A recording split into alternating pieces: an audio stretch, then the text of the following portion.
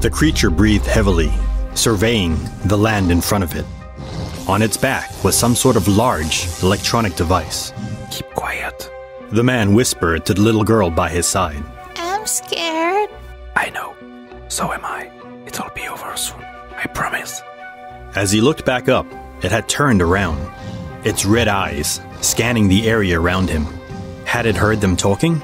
It shouldn't have been possible, but something had felt off all night. He looked down at the gun in his hand. He knew how to use it, but hadn't had to before. It wasn't supposed to go like this. What the hell had happened? The little girl looked at him, the fear apparent in her eyes. He had to do this. It was the only way. The creature had turned back, but wasn't moving away. He raised the gun and lined up the sights. The shot rang out as it ricocheted off the device on its back. Damn it! He lined up once more. This time, the shot rang true. The creature fell forward, dead. As he let out a breath, something erupted in the corner of his eye. He turned his head as the flame came towards him. He awoke in a cold sweat. It slowly came back to him now. He was locked up. The people from the SCP Foundation had found him a few days ago.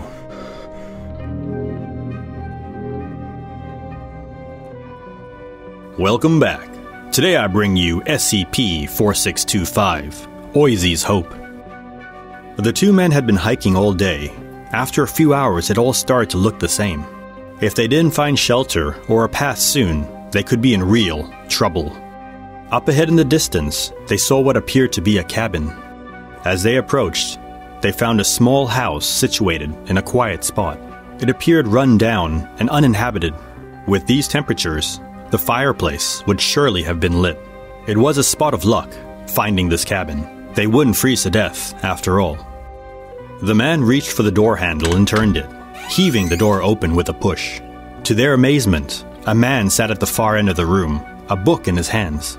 He glanced up at them with astonishment, and then disappeared right before their eyes. A low-level type green, you say? Yup. They gave some crazy story to the officials that found them of a man disappearing before their eyes. And that story went through the channels and ended up on our doorstep. Indeed. Hopefully he hasn't gone too far.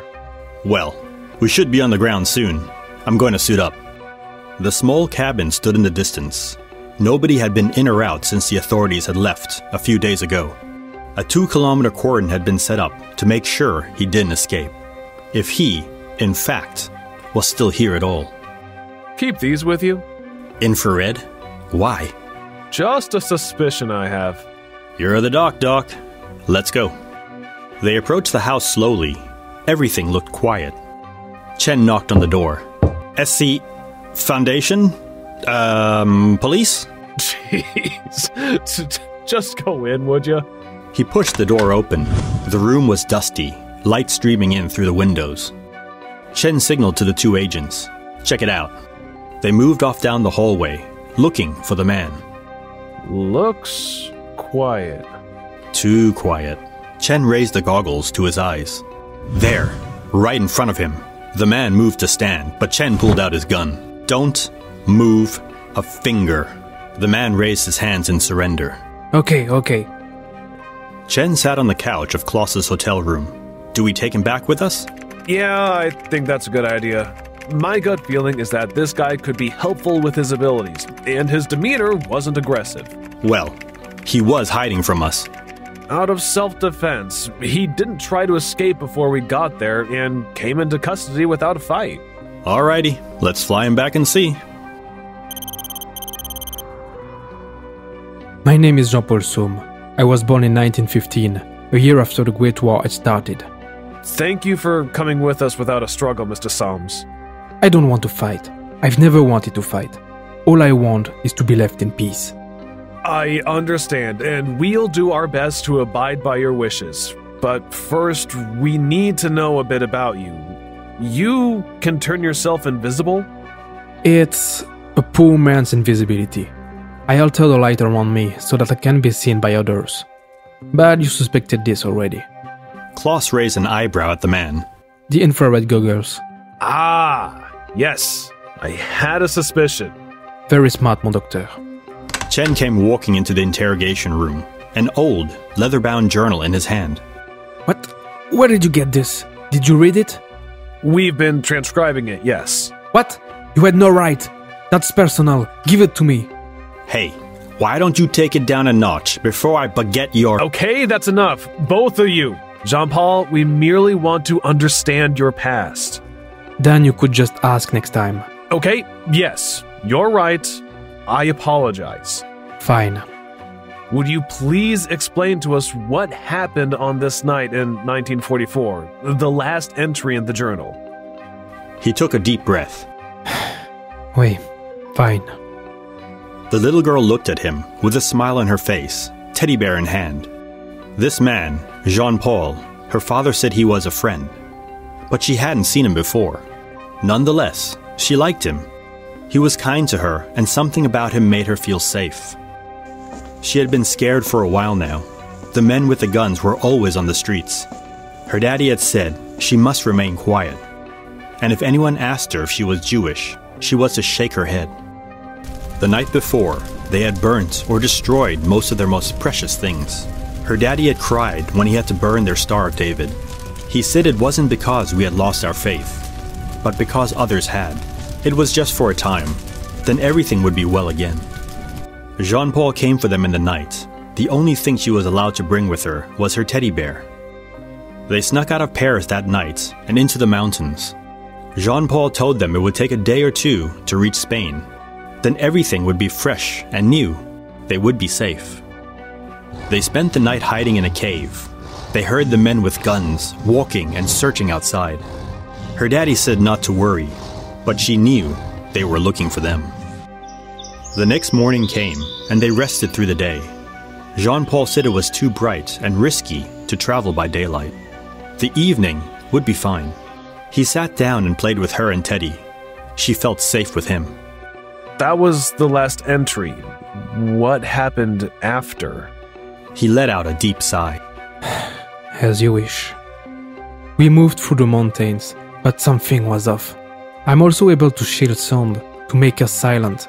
As we moved on, I heard a voice from behind us. The mother was saying something that shouldn't have been possible to hear. Then the gunfire started. They had found us. Within moments there were flashes of light and fire. Those creatures were everywhere, the machines on their backs. I know now there was some sort of device to cancel or obstruct my abilities. But that wasn't even the worst of it. These creatures must have been men, but transformed by magic or some other dark art. They were Obscura Corps. They shot fire from the palms of their hands. Within moments, I knew our parents were dead. So I took the girl and ran. My only hope to get far away enough from them to use my powers again, and then escape to Spain. But it wasn't to be. I saw one of them up ahead, scouting for us and blocking the path to freedom. We hid, but I knew it wouldn't be enough. I shot him. The first shot hit the device on his back, but the second found the target. I started to clock us again. I thought it was over, but it wasn't. One of them was behind us already. He must have shot a ball of flame from his hands, because the last thing I saw was fire. I awoke the next day. Somehow, my powers must have held up overnight. I searched for the little girl. Maybe she had gotten away. Then I found her, and it was too late. I'm so sorry for what you've been through. It's been over 70 years, and I still cannot forgive myself. Look, I've lost men too. You need to learn to carry on. How? How can I stop the pain? You can't, but it can get better. Make yourself useful. Find a meaning to life again. A meaning? Listen, Jean-Paul, it's too early to discuss this, but I think a man with your abilities could have a future with us, with the Foundation. Work? With you? Yes, helping others like yourself. I don't know. It's something for the future, not today. But think about it. Set a goal. Okay, I will. Thank you.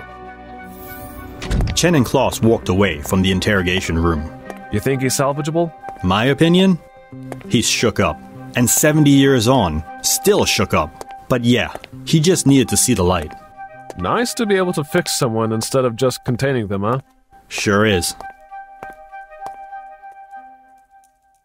SCP-4625 is a male humanoid of French descent. Although the subject appears to be 25 years of age, physically and biologically, the subject has said that it was born in 1915, making the subject at least 105 years old.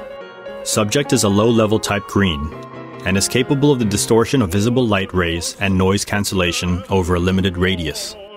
SCP-4625 is to be held in a standard humanoid containment cell, outfitted with 4 Scranton Reality anchors and an infrared security camera. SCP-4625 is to undergo counseling with Commander Idani Daniels on a weekly basis.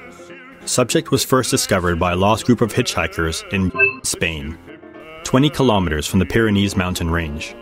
The group had come across a seemingly abandoned log cabin. Upon entry, they discovered SCP-4625, who was startled by the group and rendered itself invisible. The group was alarmed and fled the cabin. They eventually encountered forest wardens, who were searching for them. The hikers subsequently recounted the incident to the forest wardens. Foundation assets were alerted to the incident, and MTF Omega-12, Achilles' Heels, was deployed to contain SCP-4625. Upon arrival at the cabin, they located SCP-4625 within the cabin. SCP-4625 did not resist being apprehended and was brought to Site-37. A team was sent to a location in the Pyrenees mountain range that was obtained from text 4625-01. The following items of particular notice were found at the location. 25 human skeletons. Both adult and child skeletons were found in the location, along with their belongings. The skeletons were estimated to have died approximately 80 years ago, and multiple skeletons feature damage consistent with bullet wounds. Scorch and blast marks. Multiple instances located around the exploration site. Analysis indicates that it was caused by a thaumaturgic source. Broken M1917 Enfield rifle. Weapon commonly used by the US and French Army during World War II. STG-45 assault rifle. Weapon used by the German Army during World War II. 3 deceased Obscura Corps troopers. Troopers were dressed in Obscura Corps Mark II Jägerrüstung, literally hunter armor. This particular armor was used in search and destroy missions by Obscura Corps troopers from 1943 to 1945. The armor was noted as having been thaumatologically enhanced and possessing an intimidating appearance. A stuffed teddy bear. Our history is a dark one. Some things are harder to forget or to move on from. Though the pain might never live, it will become bearable as time passes. Keep hope alive. As always, have a care and remember to subscribe, like, and share, if you would. Until next time, farewell.